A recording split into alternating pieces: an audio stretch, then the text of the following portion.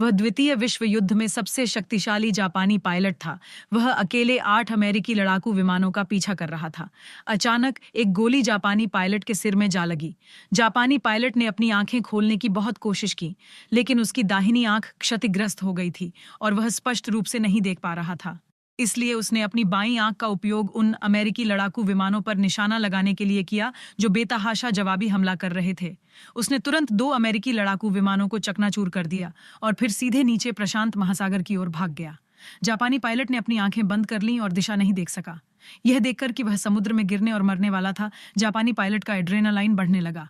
उसने अवचेतन रूप से अपनी मांसपेशियों को सीमा तक खींच लिया और फिर समुद्र की सतह के करीब उड़ना शुरू कर दिया, लेकिन दर्द पहले ही उसके पूरे शरीर में घुस चुका था।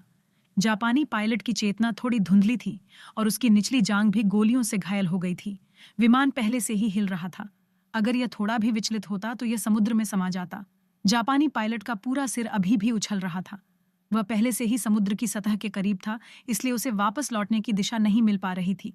जापानी पायलट पहले से ही चकित था, लेकिन वह अभी मरना नहीं चाहता था, इसलिए उसने अपना अंडरवियर फाड़ दिया और खुद को पट्टी बांध ली। लेकिन विमान हिलने लगा और अगर वह समुद्र की सतह को छूता तो वह तुरंत मर जाता। जापानी ने घाव को ढकने के लिए अपने हेलमेट में सफेद अंडरवियर ठूंसा, जिससे विमान विचलित होने लगा और फिर पूरा विमान पलट गया। लेकिन जापानी पायलट पूरी तरह से बेहोश था और उसे पता नहीं था कि वह उल्टा उड़ रहा है। 2.5 मिनट तक उड़ान भरने के बाद जापानी पायलट ने लड़ाकू विमान को समायोजित किया और ऊपर चढ़ना शुरू कर दिया।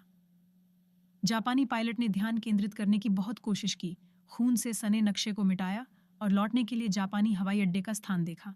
फिर उसने अपनी बाहों से मिस्टर कैंग की एक तस्वीर